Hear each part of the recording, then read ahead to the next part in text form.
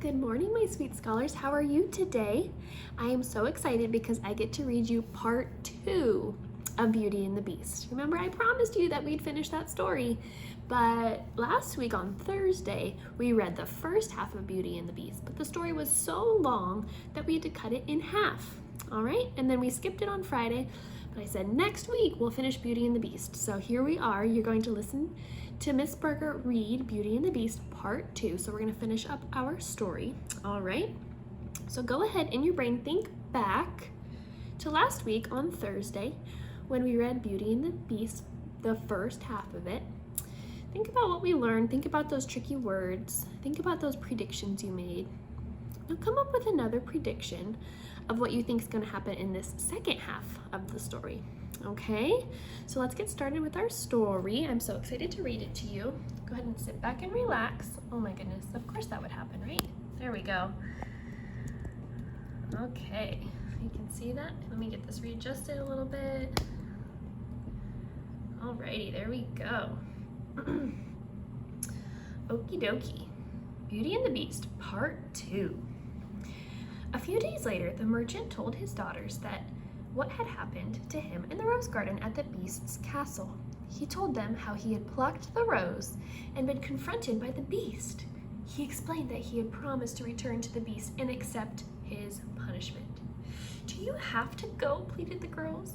He explained that the Beast had said that the only way for him to avoid it would be if one of them was willing to go and live with the Beast. "But I won't allow that," exclaimed the merchant. "I will go," Beauty said quietly. "No, Beauty," said her father. "I am the one who took the rose. I shall go back to the Beast. I would rather go by myself for 100 years than send you." "No, father," said Beauty. "I want to go." Her father tried to change her mind, but Beauty was determined. Determined means she felt very strongly that she should go in her father's place. What do you think will happen to Beauty when she gets to the palace? What do you think?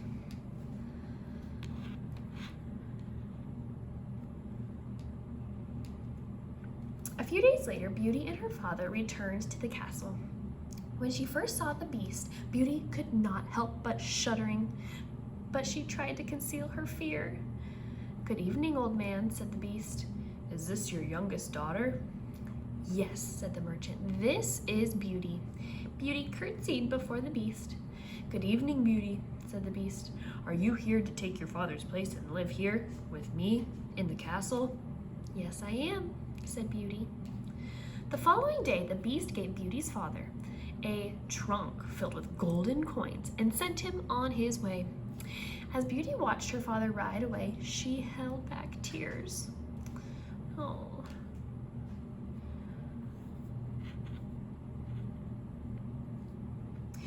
"Beauty," said the Beast, "fear not. Things are not as bad as they may seem. You have given yourself for your father's sake, and your goodness will be rewarded. Listen to me and heed this advice." Heed means to pay close attention to. "Do not be deceived by appearances. Trust your heart, not your eyes." The next day, Beauty explored her new home. The Beast had been right. Things were not as bad as she had feared. The palace was actually quite lovely. She found a huge library filled with books she had always wanted to read. She went for a walk in the lovely gardens where songbirds chirped her favorite tunes. When it was time for dinner, Beauty was greeted by a staff of pleasant servants who prepared none other than her favorite meal. I wonder how they knew her favorite songs and her favorite meal. Do you think that makes Beauty feel special? I think it does. "Good evening, Beauty," said the Beast. Beauty was still startled by the Beast's appearance, but the more time she spent with him, the more she found out that he treated her with kindness and courtesy. He pulled out her chair and sat next to her at dinner. He listened to her stories about her family and spoke kindly to her while they dined. The dinner turned out to be less painful than Beauty had imagined. When it was over and it was time to say goodnight, though, the Beast turned to Beauty and asked, "Do you love me, Beauty? Will you marry me?" Beauty did not know what to say. She was afraid that the beast would be upset if she declined. Seeing this, the beast said, "Say yes or no without fear." Trusting his words, Beauty replied, "No, thank you," as gently as she could. "Very well," said the beast. "Good night, then." After that, every night was much the same. Beauty dined with the beast, and the beast treated her with great kindness. She even began to enjoy his conversation. Little by little, Beauty got used to the way he looked. Despite his appearance, Beauty found the beast polite, and his elegant manners put her fears to rest. But when the meal was over and it was time to say goodnight, the beast always turned to her and asked, "Do you love me, Beauty? Will you marry me?" Although she cared for him more and more with each passing day, Beauty always felt that as hard as it was, the only answer she could give was, "No, thank you." One night, the beast noticed a sorrowful means full of sadness, a sorrowful look on Beauty's face. "Beauty," he said, "I cannot bear to see you unhappy. What is the matter?"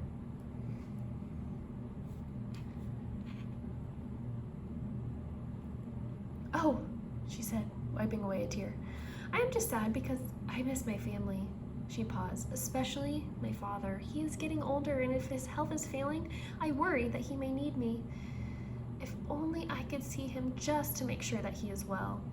"But Beauty," said the beast, "if you leave me, I fear that I will never see you again, and I will be alone forever." "Dear beast," said Beauty softly, "I do not want to leave you. I would be very sad if I could not see you again. But I long to see my father. If you will let me go for 1 month, I promise to come back and stay with you for the rest of my life." "Very well," said the beast, "but remember your promise, and wear this locket as a constant reminder. When you want to come back, simply open the locket and say the words, 'I wish to go back to the beast.'"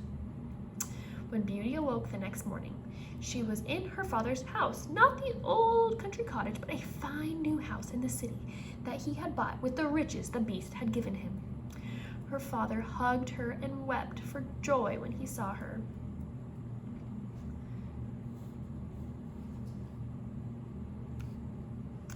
Soon, Beauty's sisters came to visit with their new husbands. They seemed to be happy, but Beauty could tell that they were not. One sister had married a very handsome man who was so in love with his own face that he thought of nothing else. The other sister had married a clever man who entertained himself at others' expense.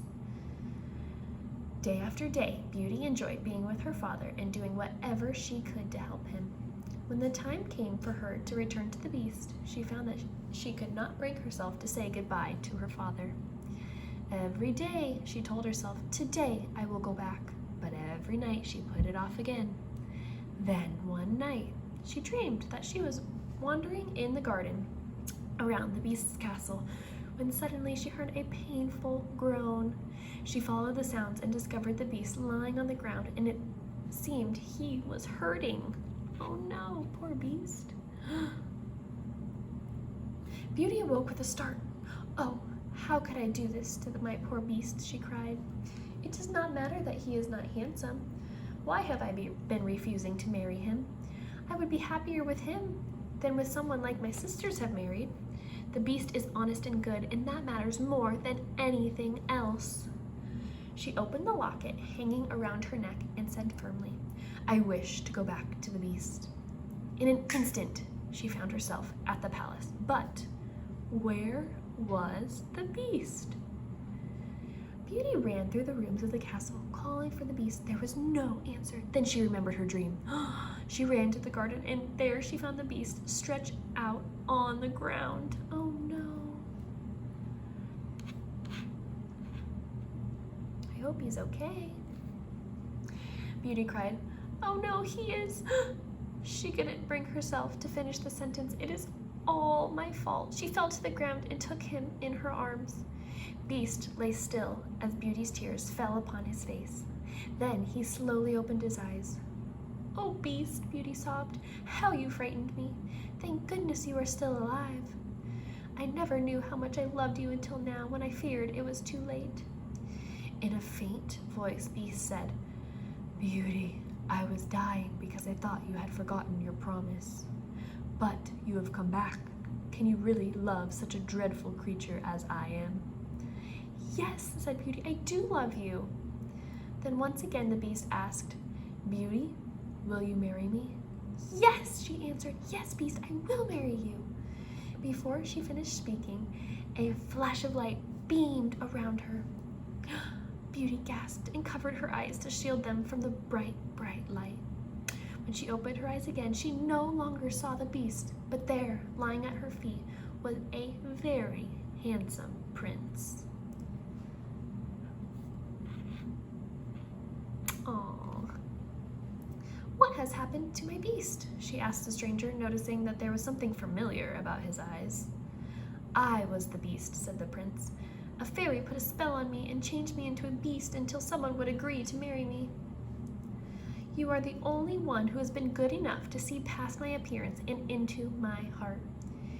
Beauty gave the young prince her hand to help him to his feet, and they walked side by side into the castle. They were married the very next day, with Beauty's whole family there to help celebrate. And they lived happily ever after. The end. So there was part 2 of Beauty and the Beast. It is just so very sweet. I hope you made your prediction, and I would love for you to bring your prediction to class with you today, and we'll see if they came true. I would also love for you to think in your brain of what lessons we learned from this story. What have we learned from Beauty and the Beast? Okay? Bring those 2 questions to class with you today. You don't physically need to bring anything with you, okay? Just your thoughts, just what you're thinking about this story, okay? And we're gonna play a super fun game called Kahoot. If you've never played Kahoot, you're in for a treat, okay? It's gonna be so much fun, and it's all done on your computer, so you won't have to bring anything, okay?